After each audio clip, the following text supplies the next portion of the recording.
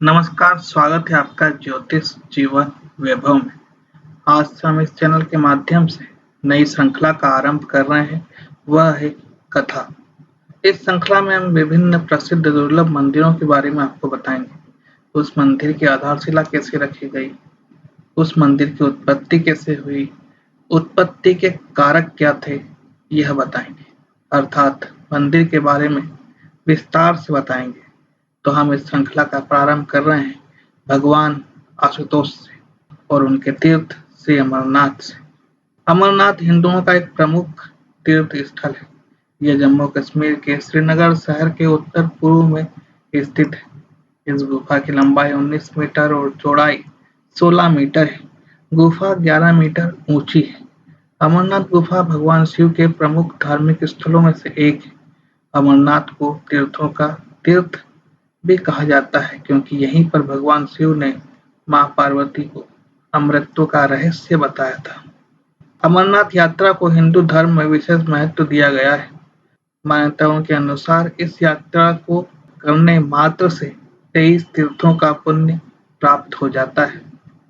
अमरनाथ गुफा की खोज बूटा मलिक नाम के एक मुस्लिम गडरिये ने की थी। भेड़ बकरी चराते हुए बूटा मलिक रास्ता भटक गया था। भूख प्यास से व्याकुल बूटा की मुलाकात एक गुफा में एक साधु से हुई, जहां उस साधु ने उसे सही रास्ता बताया और कोयले से भरा एक बैग थमा दिया। बूटा ने जब घर जाकर बैग को खोला तो उसमें उसने कोयले को सोने के सिक्कों में बदला हुआ पाया। धन्यवाद कहने के लिए जब उस गुफा तक पहुंचा तो वहां उसे वो साधु नहीं मिला। अंदर जाकर देखने पर उसने बर्फ से बना एक शिवलिंग पाया, जो कि अमरनाथ की शिवलिंग थी। बूटा के प्रचार प्रसार के बाद से ही अमरनाथ यात्रा की शुरुआत हुई थी। अमरनाथ से जुड़ी कुछ कथाएं प्रचलित हैं। आइए उन कथाओं के बारे में जानते हैं। एक बार माता पार्वती ने भगवान शिव से कहा कि मुझे आपकी अर्धांगिनी बनने के लिए हर जन्म में कठोर तपस्या करनी पड़ती है, लेकिन आप तो अजर अमर हैं। क्या आपकी अमरता इस नरमुंड की माला में है? कृपया मुझे बताएं, मुझे भी अमर होना है। मुझे वह कथा सुनाएं जिससे अमर होते हैं। भगवान भोले शंकर ने कहा, देवी, यह नरमुंड की माला प्रतीक है तुम्हारे बार बार जन्म लेने का। जितनी बार तुमने जन्म लिए हैं उतनी नरमुंड मैंने पहन रखी है। देवी, अमरता की कथा तुम्हें नहीं सुना सकता क्योंकि वह कथा कोई और भी सुन सकता है और वह भी अमर हो सकता है।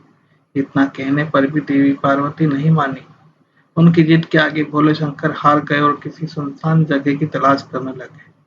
कैलाश से बहुत दूर निकलने पर भी उन्हें कोई सुनसान जगह नहीं मिली।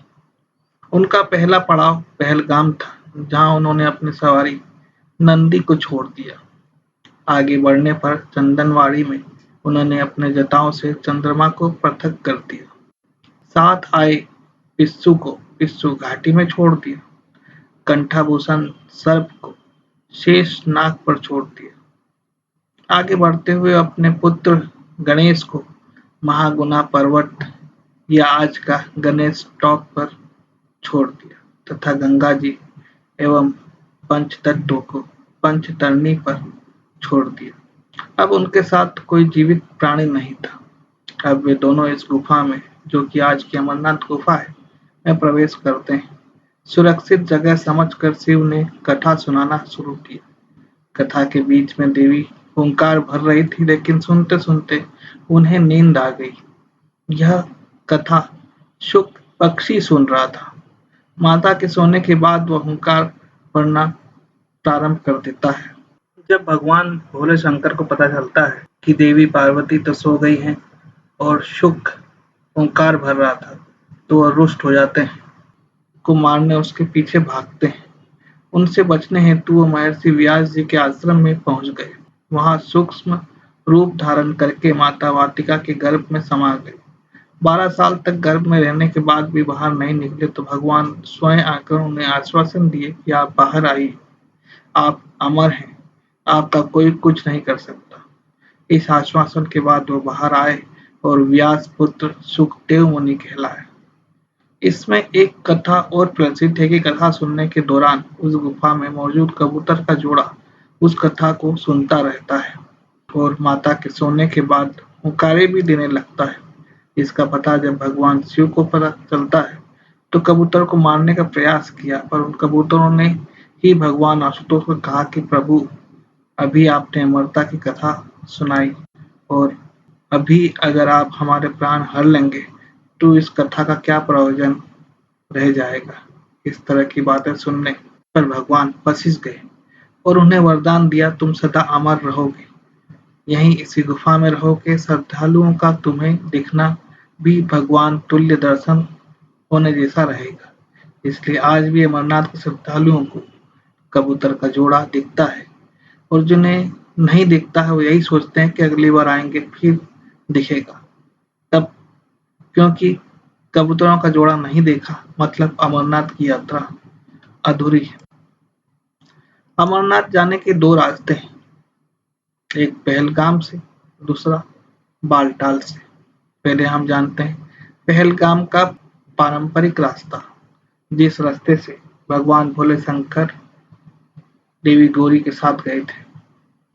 श्रद्धालु पहलगाम से चंदनवाड़ी से पिस्सू टॉप, शेषनाग, पंचतरणी एवं संगम होते हुए लगभग 33-34 किलोमीटर का सफर करते हैं।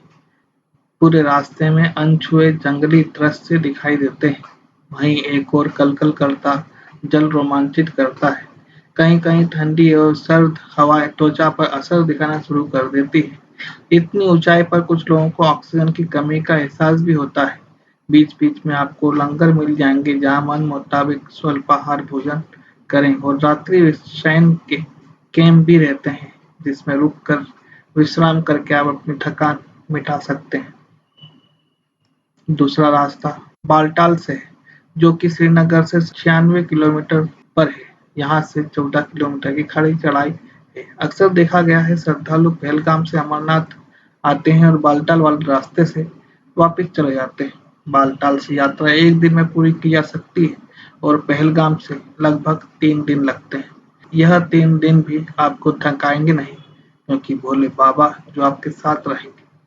यहाँ बर्फ से बनने वाला प्राकृतिक शिवलिंग आषाढ़ पूर्णिमा से शुरू होकर रक्षाबंधन तक पूरे सावन के महीने में इस स्वयंभू पवित्र शिवलिंग के दर्शन हेतु यहाँ हर साल लाखों श्रद्धालु आते हैं। भोले शंकर की माया देखिए, पूरे अमरनाथ क्षेत्र में बर्फ को हाथ में लेने पर बुरबुराकर बिखर जाती है, लेकिन अमरनाथ की शिवलिंग ठोस बर्फ से बनी रहती है। यहाँ बर्फ से बनी दो आकृति को प्रतीकात्मक माता पार्वती और गणेश जी को मानकर पूजा की जाती है। अमरनाथ एक शक्तिपीठ भी है। यह 51 शक्तिपीठ में से 13वीं है। पिता महाराज दक्ष प्रजापति द्वारा भगवान शिव का अपमान होने से नाराज देवी सती ने हवन कुंड में कूदकर आत्मदाह किया था। उनके अधजले शरीर को हाथों में लेकर व्यथित शिव ने पूरे ब्रह्मांड में घूमते रहे। उस वक्त देवी के अंगों में से उनका कंठ यहाँ गिरा था, इसलिए यहाँ शक्ति पीठ के रूप में माता की आराधना की जाती है। अमरनाथ की यात्रा से आपको बाबा बर्फानी का आशीर्वाद तो मिलता ही है, माँ गौरी का आशीर्वाद भी मिलता है, इसलिए यहाँ आना व्यर्थ तो हो ही नहीं सकता। कई लोगों की शिकायत होती कि इतनी मेहनत से जाते हैं और बाबा के दर्शन तो कुछ क्षण के लिए ही हो पाते हैं। देवताओं ने अमृत का पान भी किया था। हर किसी देवता के हिस्से में कुछ घूंट ही आए थे। वैसे ही कुछ क्षण के दर्शन भी आपके लिए अमृतमयी है। आपके जीवन में इतनी ऊर्जा भर देंगे कि निरस्ता पास भटक भी नहीं पाएगी। आज के लिए बस इतना ही। आगे फिर किसी धार्मिक स्थल की ओर आपको सैर पर ले जाऊंगा। तब तक के लिए जय भोले। अगर आपने अभी तक हमारे चैनल को सब्सक्राइब नहीं किया है तो तुरंत कर लें और कमेंट में अपनी प्रतिक्रिया जरूर व्यक्त करें। इस वीडियो को शेयर जरूर करें जिससे अमरनाथ की कथा और अन्य जानकारियों के बारे में जनमानस को पता चल सके। जय बाबा बर्फानी।